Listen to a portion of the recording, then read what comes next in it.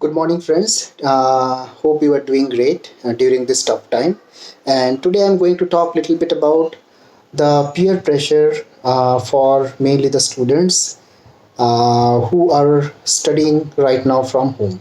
So today's topic is going to be the coping with peer pressure during the e-learning.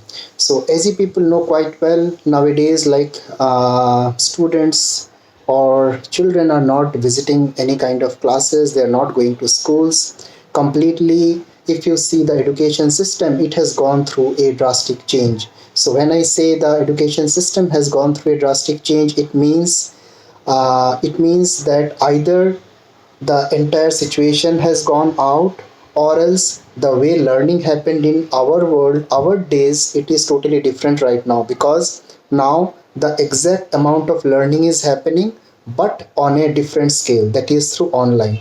And if you see today's trend, like how this e-learning concept developed over a quite period of time during this corona situation, this e-learning industry has gone through a drastic change. And trust me, it is more than $1 billion industry, the e-learning industry, and it has huge potential in the coming days.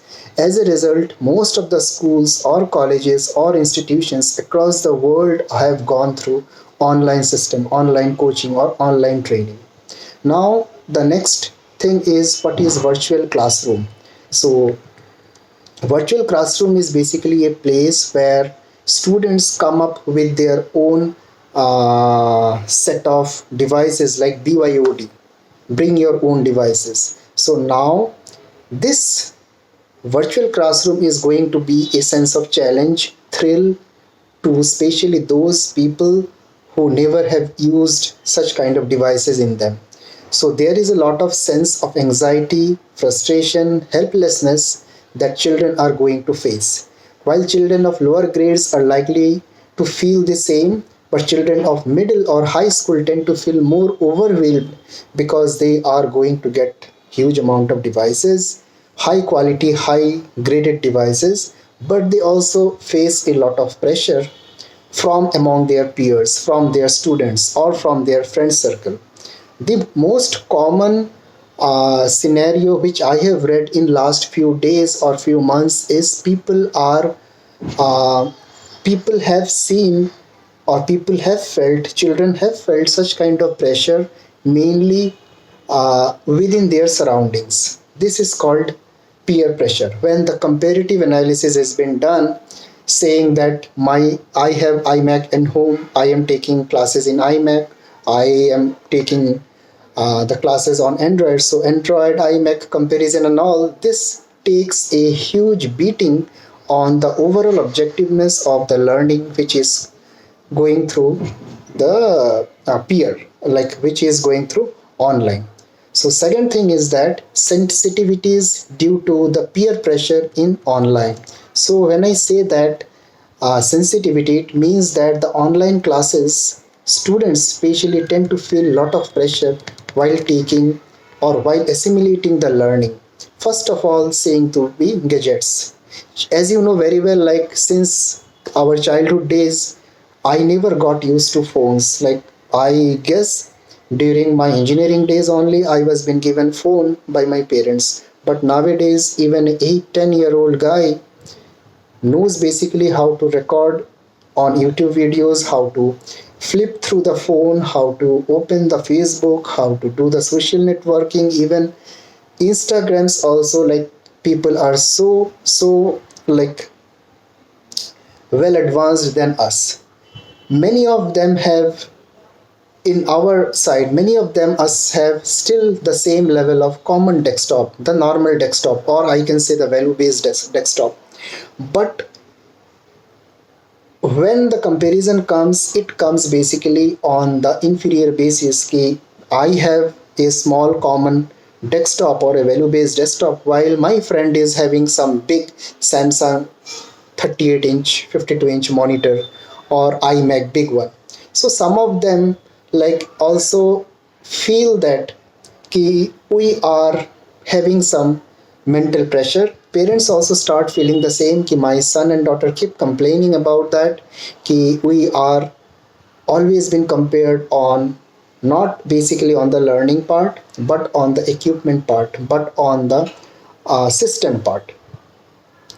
Very many of the few people also, many of the people in today's household also don't have the basic internet connection at home, phones at home, laptops at home, even personal computers at home. Even in my hometown, my parents don't have that facility. They don't have like phones, like one normal working phone. When I say normal working phone, normal desktop setup, normal office setup at home, they don't have that.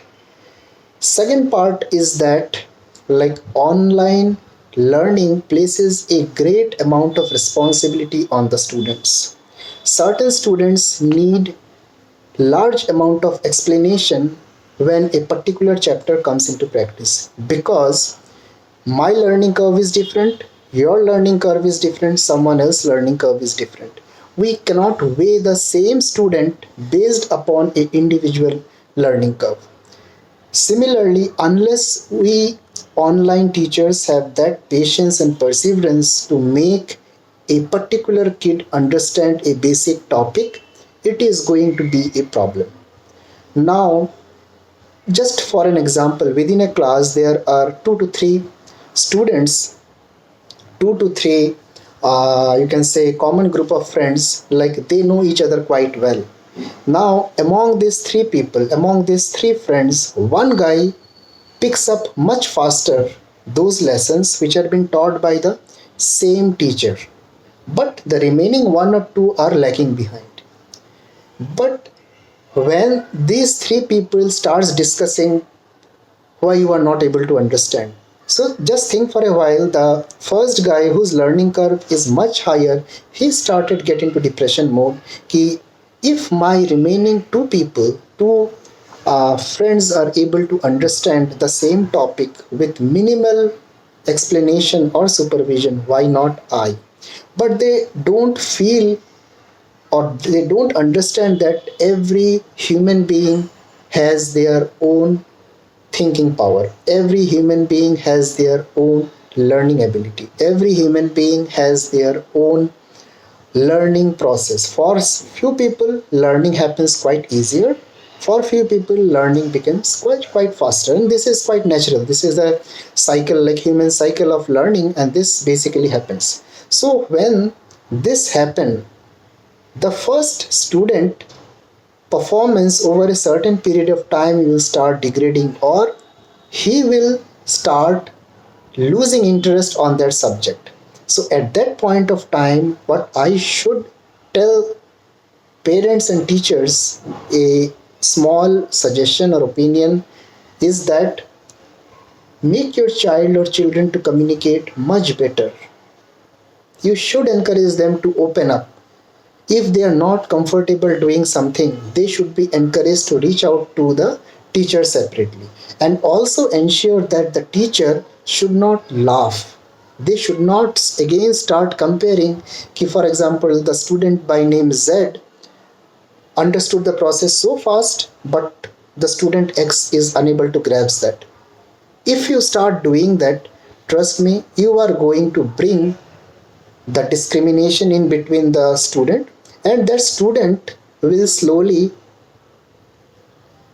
come down, either on performance basis or on intellectual ability basis. Trust me, like we as a teacher, we as a coach, we as a mentor, is to bring the best in this industry, is to bring the best in people.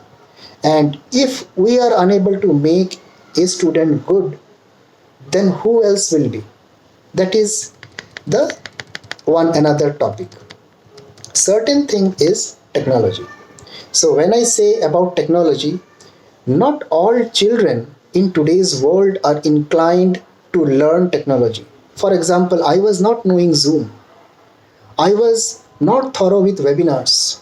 But trust me, in last 8, 10, 12 months, 15 months, I struggled to join and take online classes, and over a certain period of time, by committing mistakes, one after the other mistakes, I learned, I saw YouTube videos, I learned, I just found it quite challenging in the initial days, but now I am self-sustained. I can do on my own slightly.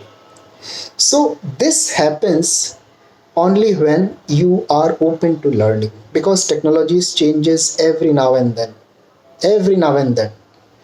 And in our childhood days, and even if you see, like, our parents never had that kind of facilities. If our parents are not technical savvy today, if I have gifted my father a mobile phone, I need to set up everything. I need to set up everything, either it from a Wi-Fi network accessing area, or from putting a status on WhatsApp, or from opening a Facebook, or from sending a video, sending a message. What is the basic distinction between text message and a WhatsApp message? We basically, as a like candidate or as a children, used to teach our parents ki this is what technology is, this is what you can do. But normally, older students or older children feel inhibited in asking their peers for help. This is the trend which research was been done, and it was seen that older children feel little inhibited in asking their peers for help when they have doubt, and they basically starts dissatisfaction in that learning process. This happens because of the fact that as they are not getting cleared on their doubts, there are still self-doubt exist, they are unable to move into next. But their subconscious mind, elder students' subconscious mind starts thinking that if I start asking my friends, my colleagues, my fellow friends who are studying with me, they will start making fun of me. Arey, this is such a nice concept, new concept, easy concept. Are you not able to grasp? This is what problem comes. This is what problem comes. Next point is home environment. Sometimes what happens is, like, several children feel much uncomfortable attending sessions with their videos on. This is because of the fact that there are so many distractions from behind. There are so many, you can say, they don't want others on the video call to expose about their houses, because they feel that their house is not great enough. It is not properly maintained enough. As a result, what happens? Their inner conscious mind gets degraded. This should not happen. Now, the main concept of e-learning or online learning is to make the lessons learned by a facilitator who is your teacher to a mentor who is the student.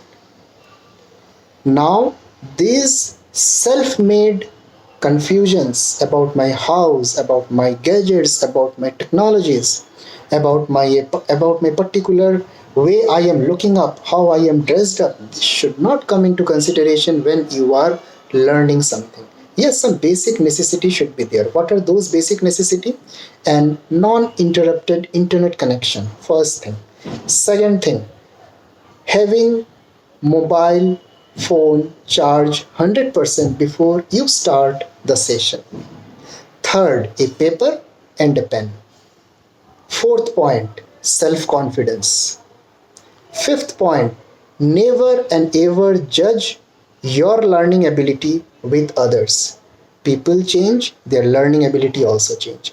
So through this video, I just wanted to request all the parents, even elder students, even younger students, my fellow brothers, sisters, everyone who are right now in the school, who are right now in the colleges, never and ever get through these kind of mentalities of having great gadget to learn something, having great home setup to know something. Just focus on the core belief, self-confidence, learning ability, writing, asking more questions to your teacher. The more questions you ask, better your learning will be. Your grasping power will increase much now and then. So I am just concluding this video with one thing. While children are adaptive, it is not always easy and natural for them to embrace change. Because since from the beginning of my life, I was supposed to go to school for classes, for learning something. Now, suddenly, when the classes got abruptly hold due to this COVID-19 pandemic, my belief system is being shaken because neither I am allowed to go outside, but my learning also should not have get stopped. So this is just another phase. In this phase, I sincerely request parents to support their students, to their parents support their children, and never and ever get that peer pressure or self image in your mind ki you are not able to do something. Trust me, every human being is been born with a hidden talent. Every human being is been born with a hidden talent. I'm repeating it again. Try to find this ability within you, and these aspects will make you go through a long run. Take this as a open ended discussion, or take this as a open online platform classroom where teachers are using computers to deliver the lesson. This is a collaborative system where children, parents, teachers all are coming all together and ensuring that students get a formalized way of learning, and learning is happening for a good cause. This cause is not only now parents and children are getting benefited, they are understanding the real worth of this digital world, but they are equipping themselves with knowledge which will translate into action in the coming days. So I hope you have liked my video. Thank you so much. And this video is mainly for our children, for their parents who are handling pressure for on this online system or online learning. Thank you so much. Bye for now.